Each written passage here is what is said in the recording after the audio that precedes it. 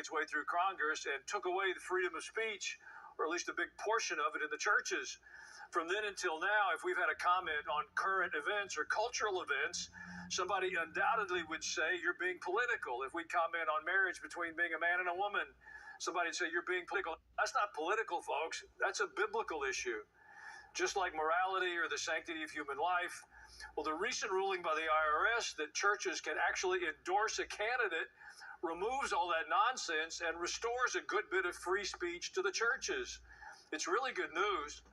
As to whether or not the churches will become more influential, that's going to have a great deal to do with whether or not we lead with our faith, not just pastors, but people in churches.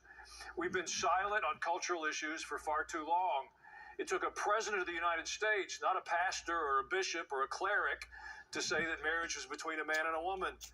And now the IRS says the churches have the freedom of speech. I think God said we had freedom of speech a long time ago. We've just been hiding from consequences. I'm grateful for the ruling. The courage will have to come from our own hearts. R. Sykes on YouTube commented, after receiving the Holy Spirit in my late 20s, God led me to daily Bible reading, memorizing scriptures, reading Christian biographies, world mission reports. I read most of Corrie ten Boom's books. All Christians should read Christian biographies and testimonies. They're faith builders. I agree, and I especially agree about the daily reading of your Bible. It will change your faith completely. You can go to our website or our app, and you can read the program with us every day. It'll even read it to you, but it will change your life. DMJ wrote, thank you for being authentic and taking Jesus outside the walls of the church into the marketplace. Well, I understand that's all of our assignment. Being a Christian inside the church is really not the objective. It's being Christ followers and leading with our faith in our homes, with our friends, where we go to work, in our schools. That's where our faith is really most needed. Muslim Brotherhood is that root. It's the granddaddy of them all. Founded in 1928 in Egypt, the Brotherhood's ideology has inspired countless terror groups, from Al-Qaeda to ISIS to, of course, Hamas, which identifies itself as the Palestinian branch of the Muslim Brotherhood. The Brotherhood's official motto is this: Allah is our objective. The Prophet Muhammad is our leader. The Quran is our law. Jihad is our way. Dying in the way of Allah is our highest hope. Sounds like a perfectly moderate and reasonable bunch. Or not. Which is even more concerning because the Brotherhood's followers have a strong presence across the West, including right here in the United States. That's why new legislation being introduced by Texas Senator Ted Cruz is so important. The bill calls for the U.S. government to designate the Muslim Brotherhood as a foreign terrorist organization due to its continued support for Hamas and for global terrorism. This would mean tough economic sanctions against the Brotherhood and its assets around the world. And folks, I'm praying that this bill comes to President Trump's desk and that he signs it. It's about holding evil accountable. The president announced on Monday that he's doing exactly that with Russian President Vladimir Putin. Trump is done with Putin's games. Watch. I'm disappointed in President Putin because I thought we would have had a deal 2 months ago, but it doesn't seem to get there. So based on that, we're going to be doing secondary tariffs if we don't have a deal in 50 days. It's very simple. And they'll be at 100%. And that's the way it is. That can be more simple. That's the way it is. I hope we don't have to do it.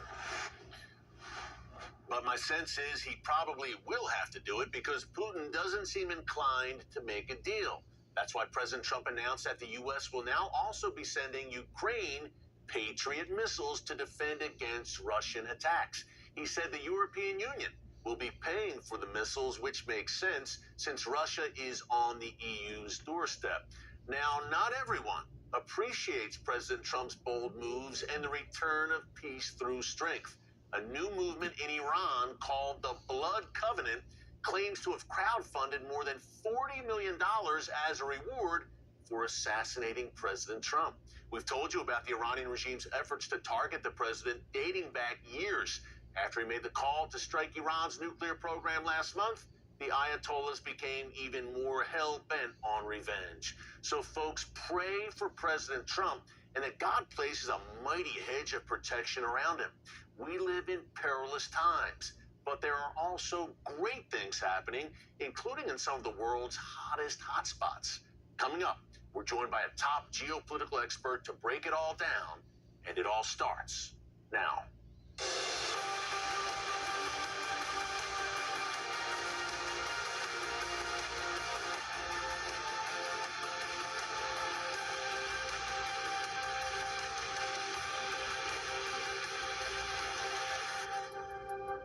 He's host of The Josh Hammer Show, senior editor-at-large at Newsweek, a syndicated columnist, and author of the best-selling book, Israel and Civilization. Josh Hammer is one of America's sharpest minds on geopolitics, and he joins us now to break down the recent 12-day war between Israel and Iran, ongoing threats from Hamas, and what it all means for the future of Judeo-Christian Western civilization. Josh, always great to see you. Hey, the dust is settling between Israel and Iran. We'll break that down in a minute. But Josh, up first, you appeared at a Turning Point student conference over the weekend. You made some headlines, and for good reason.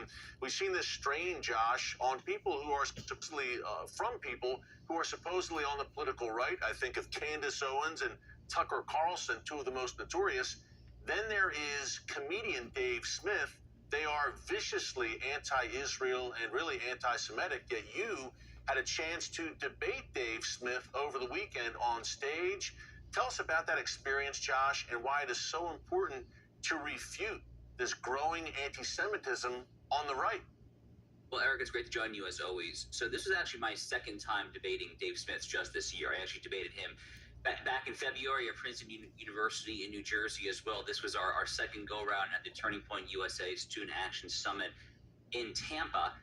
And, one of my tactics, Eric, in this debate, I think anyone who watched this probably could tell, was repeatedly emphasizing the notion that if you are a modern conservative, if you are a modern nationalist, if you are a supporter of President Trump, then it is incumbent upon you to recognize that Donald Trump, the guy who literally has coined the phrases MAGA and America First, he is a stalwart supporter of the Jewish state of Israel and the Jewish people. And he has proven this time and time again, including in the recent 12-day war, culminating in those B-2 bombers dropping the large-scale bunker buster bombs that they did over the various Iranian nuclear facilities. Now, Dave Smith self-identifies as a libertarian, so I guess he's not even pretending to be MAGA or America First. But there are a lot of people, you mentioned some like Tucker Carlson, there are a lot of people who try to wrap themselves in the mantle and the rhetoric of MAGA and America First while pretending to be something that the guy who literally coined these terms is not. But a sharp and prudent foreign policy, Eric, I have an entire chapter on this in my book, Israel and Civilization. A prudent and smart and historically rooted American foreign policy rejects the two ideological extremes of moralistic neoconservatism on the one hand, and then also fanciful ideological isolationism on the other hand. There is a third way. There is a nationalist, realist, prudential, sober third way foreign policy. Trump, I think of it as the Trump doctrine, and we saw that very much play out in the 12-day war. Yeah, no doubt. And a key point here, Josh, I was in D.C. last week, by the way, for the meeting between President Trump and Prime Minister Netanyahu, and the key point among Israeli and U.S. officials was there is no daylight between the U.S. and Israel on basically all issues. That includes Iran, Josh, and the dust is settling now a bit from the strikes last month. President Trump coming alongside Israel, destroying Iran's nuclear weapons program. And yet, Josh, the Iranian regime down, but not out. Why is it so important that we don't rest on our laurels right now, as the Iranian regime will likely attempt to rearm at some point? So first of all, Eric, I was there. I was actually in Israel when the 12-day war started with my wife and our 6-month-old baby, and it was really harrowing for a few days there. We were running to bomb shelters on a moment's notice, primarily in the wee hours of the night with our 6-month-old. It was really not fun. We ended up evacuating. Took us 3.5 days to get home. I live in Florida. It was a Governor DeSantis orchestrated state of Florida rescue operation for Americans. So we got home that Friday, and then it was the next day, that Saturday evening, that we learned about Operation Midnight Hammer, the Iran strike. Eric, we actually learned about it towards the end of the Jewish Sabbath in Shabbat. The janitor told us what happened. We immediately started playing a special prayer, a Misha Berach, for the soldiers of the U.S. Army, so that they will be successful and prosperous in all their ways.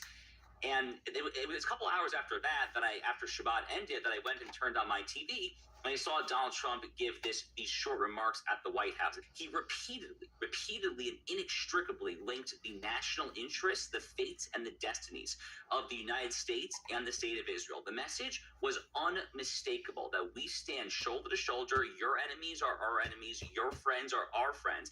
And in particular, in the 12-day war, I think it's worth noting that what the United States accomplished with these B-2 bombing runs, the fact that not a single salvo was fired from an Iranian facility at an American bomber, none of that, Eric, would have been possible had the IDF not set the table by taking out the Iranian air defense, taking out the IRGC commanders and all that entailed, frankly, by neutralizing Hezbollah in Lebanon the year prior. So it was a perfect tag team operation. It was a beautiful encapsulation of what a realist foreign policy, relying, among other things, on an ally doing part of the dirty work for you. It really kind of highlights U.S.'s relations in its clearest and cleanest form. Again, President Trump gets that. My question is, do all the people that call themselves America First, do they get that? Yeah, it's amazing. We have two Churchillian leaders in the modern age, Josh, working together side by side. Incredible partnership between President Trump and Prime Minister Netanyahu, literally making history right now. Our enemies are on notice. You write about all this in your great book, Israel and Civilization. Folks, you can pick it up Amazon.com, wherever books are sold. It's a bestseller, and for a good reason. It's a great read. More with Josh Hammer after the break. What about Gaza? Is a ceasefire coming? What about the Houthis? A lot happening in the world's most volatile and chaotic region. And guess what? It all impacts you. We'll break it down more with Josh after the break. Stick around. Correctly. We did a focus group, by the way, yesterday morning with well over 50 of our top Turning Point USA students. And wow, that focus group is going to go viral. Think like Jubilee times 10, hearing straight from students about issues that matter to them. The Student Action Summit was the largest we have ever had. And President Trump was negotiating end to war and understandably was not able to make time. J.D. Vance was with his family, understandably not able to make time. Even with that, we would have loved to have them both. We had 7,000 people there, largest ever Student Action Summit. This is a movement that is durable, that is strong, that is growing. We had Pete Hegseth, we had Tulsi Gabbard, we had Kristi Noem, so we still had 3 cabinet secretaries. And we also had Tom Homan. Coming out of this event, I want to repeat something that I told almost every reporter. To keep this movement together, to keep this movement be the dominant generational movement, and to make this the most permanent generational shift since Woodstock, is that we must be honest and serious about the renter economy versus the ownership economy. This kept coming up from students at our event. The repetition from the students, which is, Charlie, I wish our leaders would just talk about how I can't afford homes. Charlie, I wish our leaders would emphasize about how I can't afford anything. And they said, we love President Trump. We want the one big, beautiful bill to work. And the takeaway is that they want their leaders to address their immediate concerns. When we win elections, and I think President Trump is doing this, we must govern in a way that fulfills the mandate. Look at myself almost as, look, I wear a lot of different hats, but in some ways I'm an advocate. I'm like a special interest group advocate. And I had a great conversation with the president on the phone last night expressing this. I'm kind of a special interest advocate for 3 groups: a conservative base, evangelicals, but most importantly and most well-known, for younger people, younger voters. And you could add the muscular class on top of that, because we have a really good connection on this program and through all of our advocacy with muscular class. As a side note, what's so awesome is when we do these events, the guys taking out the trash, the guys that were cleaning up the conference center, and they do such a great job. They work tough hours, a lot of overtime. They all wanted selfies. They were all giving us thumbs up. They were black, they were Hispanic, they were diverse. That's our base. It was so good. But specifically with younger people, I feel as if I'm a special interest group advocate. And I say that kiddingly because, what, are younger voters really a special interest group? No, of course not. But what I'm saying, though, is that I'm trying to deliver a message as a conduit, as a transmitter, as a interlocutor, if you will, saying the next generation is prime for a permanent conservative realignment. It is temporary so far. We've lived through a temporary conservative realignment. It is not permanent. I know this generation better than any other prominent conservative. Not because I'm one of them. I'm a little bit older than them. I'm 31. A lot of these kids are 18 to 21. But because I have spent hundreds of hours asking questions, and Andrew will attest to it. The way that I ran that focus group yesterday, I'm able to get down to the heart of the matter very quickly. I know their lingo. I know their language. I'm able to extract it. Because when you do as many campus events as I do, you start to see patterns, and you have pattern recognition. And it's a lot more accurate than polling and macro data. And here is the kicker. You are going to see more Zohran Mamdanis. You're going to see more. By the way, there's another Muslim running for mayor in Minneapolis. Big surprise. And he's arguing for the exact same thing. You're going to see more Mamdanis and AOCs and Ilhan Omars and Rashida Tlaibs. You're going to see a rise of Mamdani-ism, addition to Mohammedism. So you have both kind of together. But Mamdanism coupled with Mohammedism, if we do not achieve and fulfill the mandate to get younger people to own homes, get married, have kids. You can place a mobile bomb shelter in Israel right now. All we need is for you to enable us to buy the shelters. My friends, the destruction is unprecedented. Please act now. Hi, I'm Elmer Heinrich here with my son Rocky. Now, our company sells Immuno 150, an incredible... Significantly and dramatically.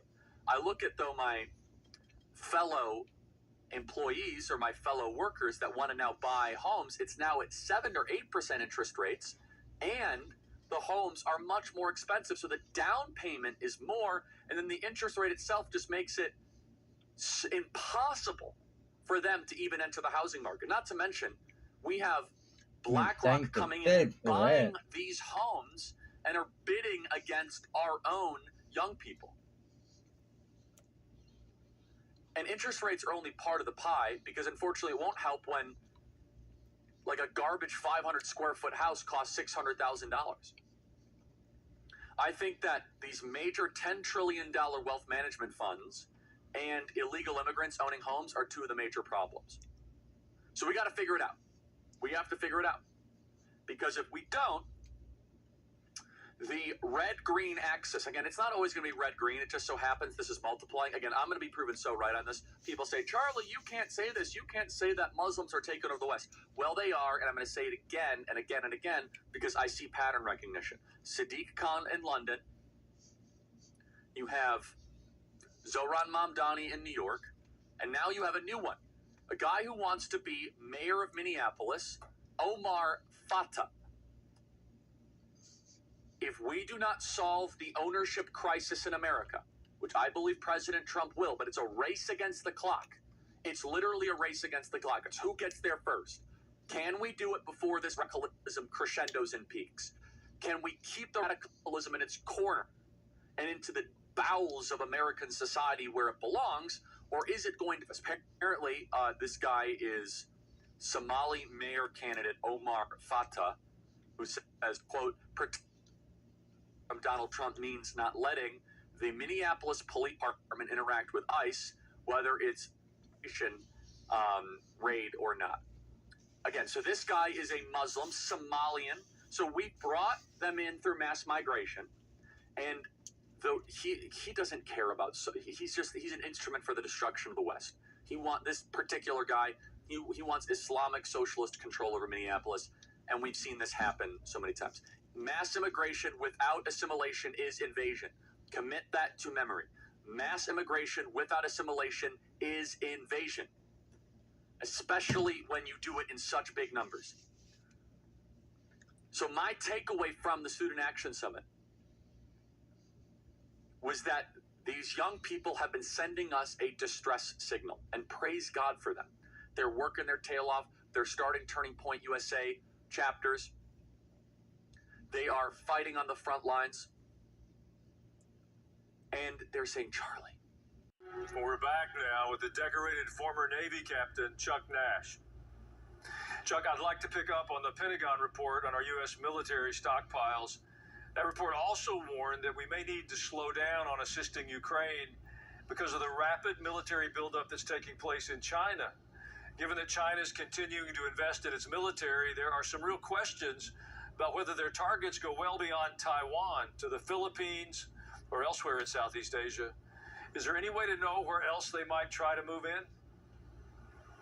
Well, I think they're going to continue their efforts to expand into the South China Sea. It's become very, very obvious that what they intend to do is build like the Japanese did on the eve of World War II. They're trying to build out rings in the inner island chain and the outer island chain. So they are already establishing airfields in islands thousands of miles from China. And they will probably get in with the joint usage with the host nations, these islands, and build larger and larger airstrips to take cargo aircraft and then be able to ferry fighter aircraft out to those islands. The other thing is, by building such a robust, not only in range, but in depth, defense with conventional forces, it really presents the United States with that dilemma, that Sun Tzu Art of War dilemma, which is, can you convince your enemy not to fight in the first place? That is the smart war, and that's the Sun Tzu Chinese way of thinking. And so they're investing in everything now to put up such an amazing deterrent, because for us, it would be an away game. For them, it's a home game. Well, the Trump administration is pushing back on China's investments in U.S. land, especially the many parcels that have been purchased around U.S. military bases. That's on top of those big spy balloons they floated in. Do you think that the administration should take back During or the buy back Biden what the Chinese have already administration, bought by the way, and keep them out for good? That investment, Pastor, but I think that what the world has seen, the creativity that Ukrainians used with those trucks that they drove deep into Russia, and then they put them on the doorstep of critical military installations, and then just remotely had those drones come out. So if they own the land, it would make it more convenient for them. But given the tens of thousands of Chinese people who have come into the United States illegally and are here illegally, one has to wonder how many of them are fifth column. We don't know. So we could make the investment, but I think really what is required is something that I'm afraid we lack, and that's a good counterintelligence capability. Well, you've spoken how Russia has the advantage with this large population. So I'd like to ask about China, which has 4 times the population of the United States. Could the same be said about China's military advantage over our country, at least in the terms of just troop strength? That's a great question. And the reason why I say it's a great question is, if you look at the demographics in China, time is not on their side. Because of their one-child policy back in the 70s, they have an aging population. Their rates for manufacturing are going up to the point where Indonesia and Vietnam are taking over a lot of their manufacturing. And the same thing is going to happen for military-age males. The population is aging and aging every moment. So they're going to, that's a forcing function for them. In other words, it's a use it or lose it. They see the clock running out, or the sand coming out of the hourglass, whatever metaphor you want to use. So there are a lot of things that are coming together all at the same time, and they're going to converge. And so the point is, at that point of convergence, do they say it's not worth it, we're not going to make the final straw and wind up with a kinetic event? Or do they say, no, time's up, we're going in and we're taking Taiwan, and we're just going to hope that all of our preparations have dissuaded the United States from intervening? Well, there are reports that China is building robot soldiers. Is that another significant threat in their arsenal?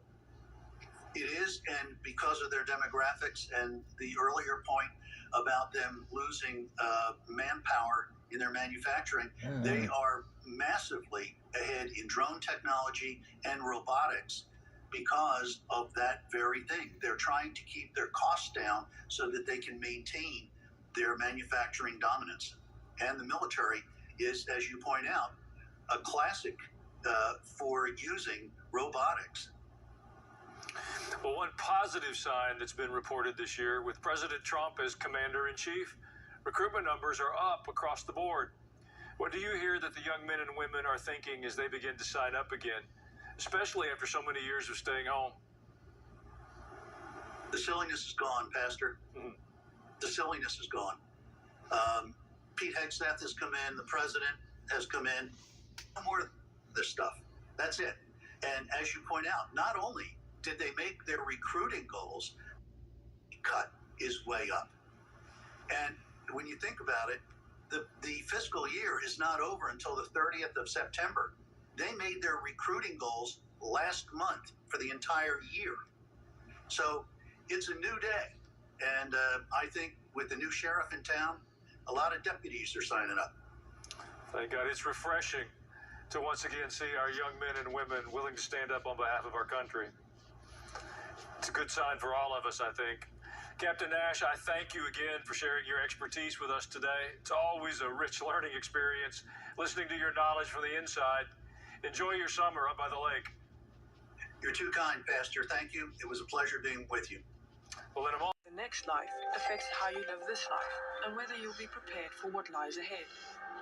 None of us knows when it'll be our turn. But notice, each of these after-death scenarios contradicts the others. If one is correct, the others aren't. One option is unique.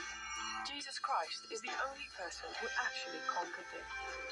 And Christ offers his life to you, giving you a new life that can begin now and continue after death in heaven. A life that doesn't depend on your goodness, but on his. Are you ready for death? You can be.